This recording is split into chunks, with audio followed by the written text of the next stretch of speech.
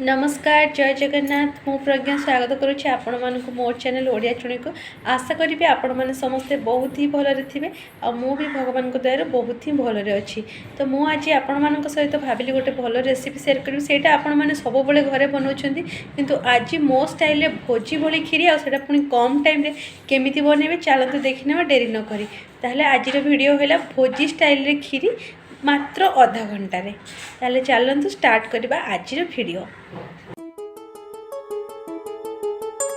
प्रथमे चाउल को माने खीरी बने आगुरी आधा घंटे घंटे प्राय बतुरी ने देखो मुझे भाव में बतुरी बतुरी सारापर ये मो क्षीर नहीं 1.5 लिटर बतुरी सारापर चाउल को टे छाणिकी हाथ में रगड़ी देवे। ये मुझे प्रेसर जेहेतु बनैबी प्रेसर घी देकी प्रथम काजू भाजी नेली आ से घी मुझे देदेली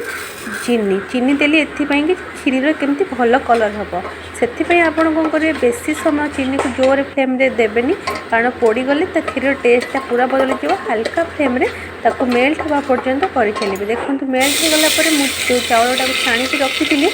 कौन कली कि ये भाजीदेली मुझे आपन को चाउलटा को टे हाथ में खंड खंड करने जेहेतु बतुरी थाए से खंड हो जाए खंड होला द्वारा भलसे सीझीज। एठी आम जो करूँ ये देखो यहाँ कौन कि बेसी भाजबेनि बेसी भाजिले सीझा को डेरी हम एवं चाउलटा मोर भाजवा पूरा रेडी होगा देखो कलर भी तार आसी मुझे रखी सीझा क्षीर को ये देदेली देकी किसी समय गोड़े चले ए 15 मिनट फुटापी छाड़देवे जमी चाउलटा क्षीर में भलसे सीझीज। देखो मोर अधारू अधिक सीझीगला पूरा एवं मुझे कौन करी टे लुण पकईदेवी कारण लुण पकेले ही क्षीर स्वादटा मैंने जो मीठाटा ठीक आसता है मुझे टे लुण पकईदेली आपर मुझे पकईदेवी चीनी एवं पूरा हो आसला मोर प्राय पाखापाखि मैंने 90% ए चीनी पकईदेली आपड़ स्वाद अनुसार आपंकर चीनी देवे जब अधिक चीनी खाऊँ अधिक चीनी देवे कम चीनी खाऊँ कम चीनी देवे मुझे टे कम चीनी नहीं कारण एहेतु मिल्क मेड दबार अच्छे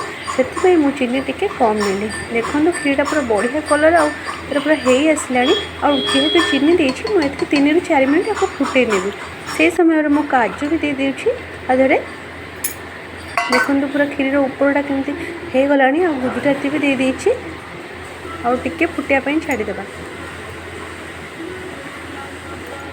एवं मुझे मिल्क मेड देली मिल्क मेडटा जेहेतु फ्रिज रही है से सहज टे बाहरुनी टिके पर यहाँ ठीक से बाहरी टे गरम बांफ बाजिगले आधरे जेहेतु क्षीर बांफटा आधे बाजी आस्ते आस्ते बाहरी गलानी मुझे 2 ରୁ 3 ଚାମଚ मिल्क मेड नहीं देइछि आपण मैंने चाहिए आपण को अधिक मीठा हिसाब से दे पारे। देखो मोर ये 2 ରୁ 3 ଚାମଚ मिल्क मेड दिया हो गला आपको मु 2 मिनट फुटेदेली एवं मोर पूरा क्षीरटा पूरा हो गलानी आमती आप बनवा आमती लगे मत निश्चय कहे। देखो पूरा परफेक्ट भोजी भूल खीरी